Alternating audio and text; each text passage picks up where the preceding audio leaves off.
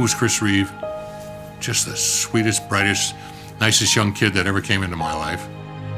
One always could feel that there was something about Chris Reeve that was bigger than an actor and bigger than Superman and bigger than his role in the entertainment business, some larger human mission. Chris Reeve took unbelievable adversity and turned it into an extraordinary opportunity that will have global ramifications forever. You would have no idea that that man was really disabled because of the work he did. But he was severely disabled. And in spite of that, did incredible, amazing things. He never thought of himself as a superhero. He didn't. He just thought of himself as a guy that had stuff to do. And he just was able to do a lot and accomplish a lot.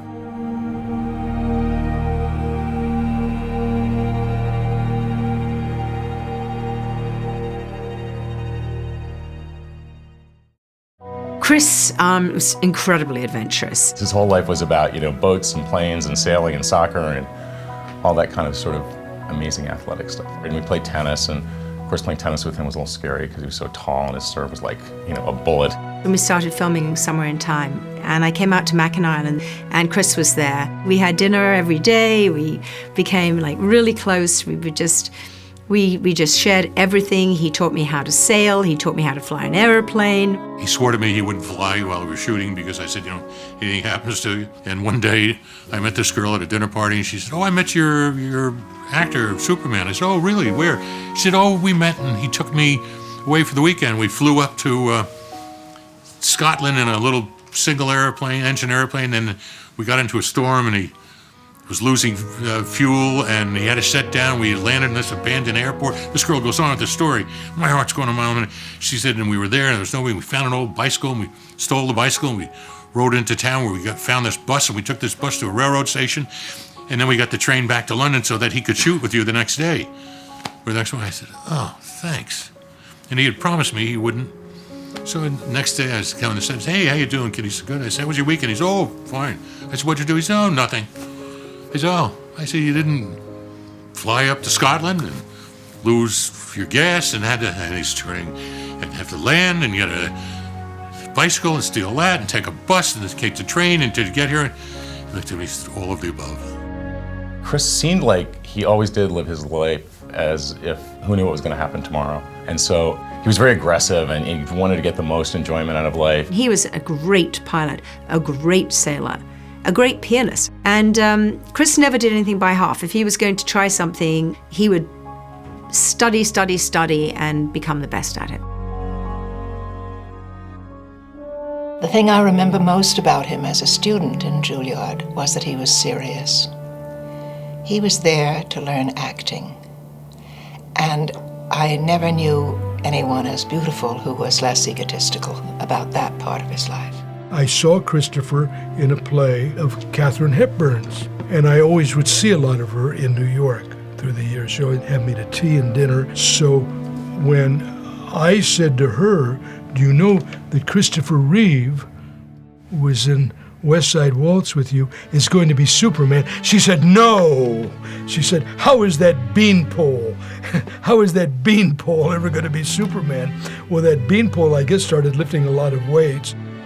He really electrified the legend of the character even more by his attractiveness as a male model type of guy, but his clarity of performance, the physicality, of course, he brought to it, but he also had the masculinity that the character needed. He had that cutting jaw that was just surreal. The thing with Chris was that he was brilliant. I mean, he's a really smart guy.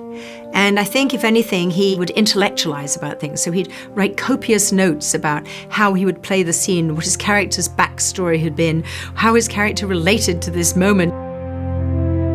He took it seriously, and I think it shows in his work. And I think he was maturing as an actor in every film he did. Lois Lane, say hello to Clark Kent. Hold you one, Pete. I just thought he was this kid. He was very serious about playing the part, but he was very, very earnest. He was very concerned he'd be typecast. He read all the stories about George Reeve. So in the sense of his acting that part, he really, really took it very seriously, and in a classical way, broke those characters down and made Clark funny and embodied Superman and became Superman for a lot of people and knew enough about the myth to honor that.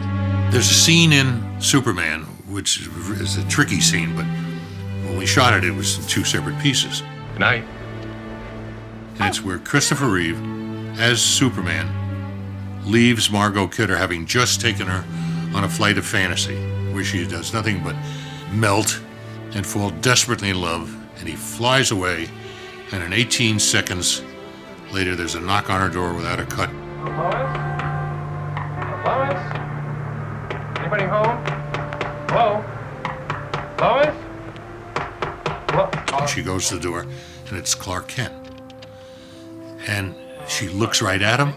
She said, "Oh, come in, Clark." For goodness sake, didn't you hear me knocking? Well, Christopher made that work for Margot, that he flew away as Superman, and he comes in the door as Clark Kent, and he is two totally different people. That's not acting. That's just life. He brought them both to life in such a wonderful way. He was a weird guy to hang out with because he was a goofball.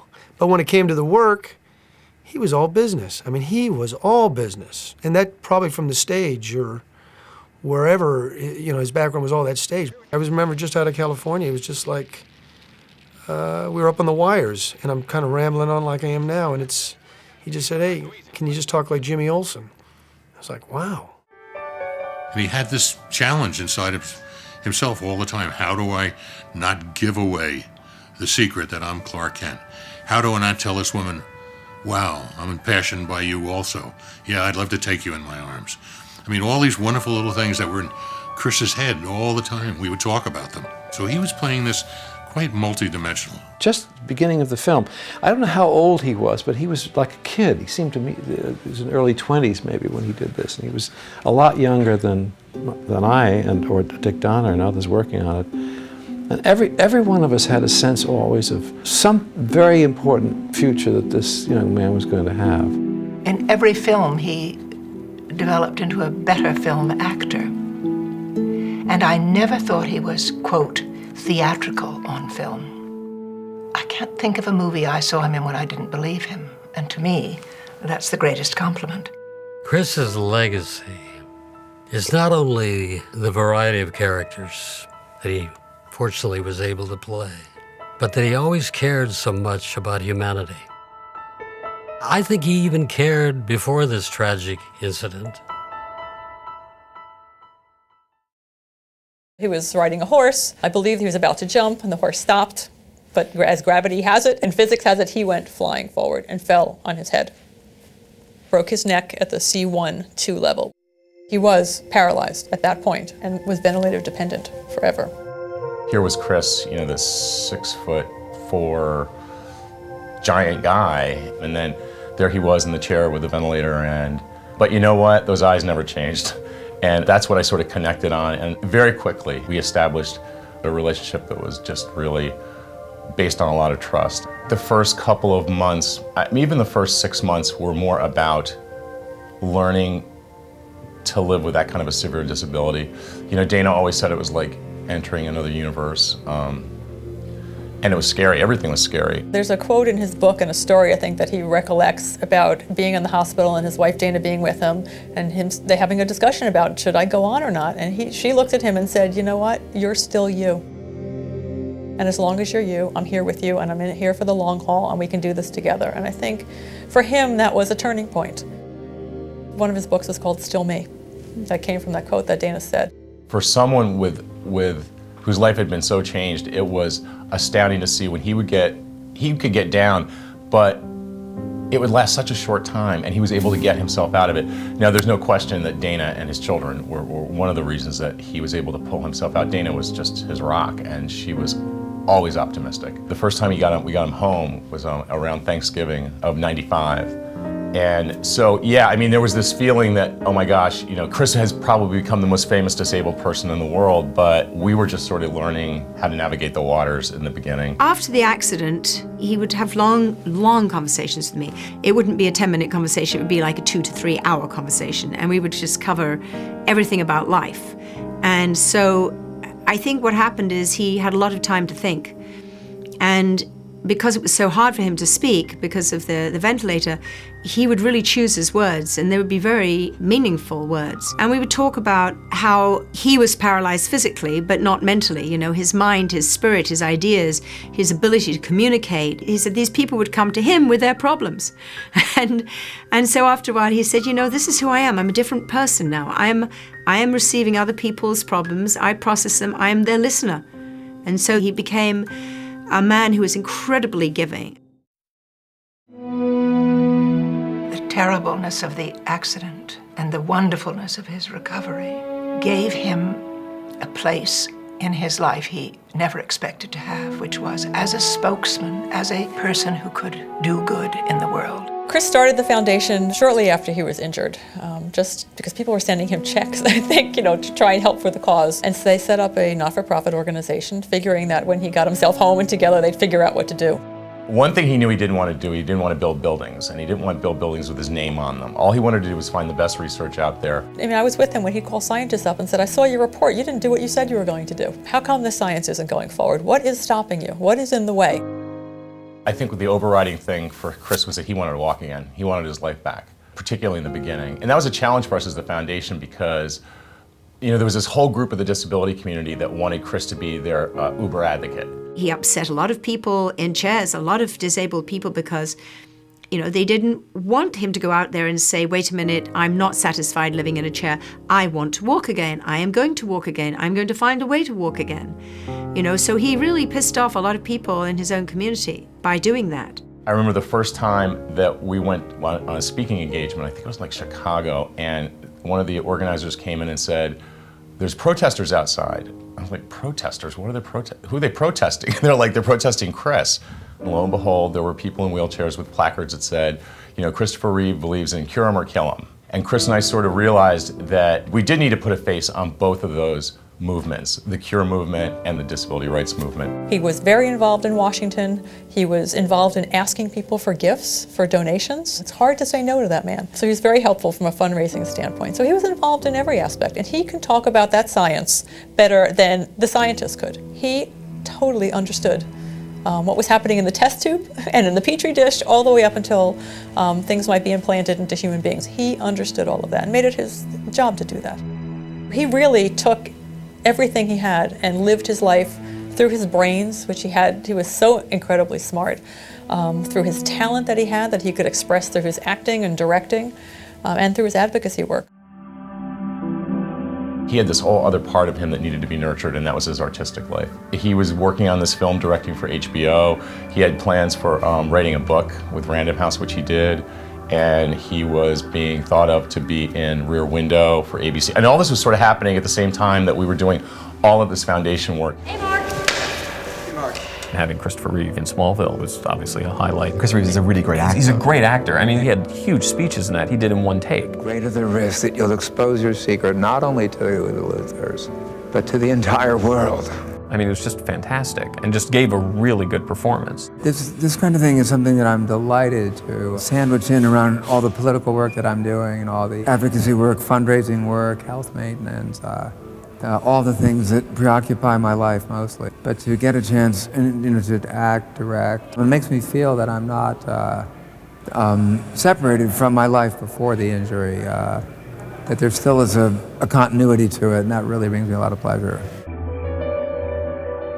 After my graduation from Harvard in 2000, Chris actually gave me a call and expressed a desire to make a movie about somebody who was facing a circumstance similar to his own. And he was very interested in my life and what I had overcome over the years. I loved the Brooke Ellison story. I just thought it was an amazing movie. I read it and I begged him to let me be the mother, and he said, no, sorry, you can't. But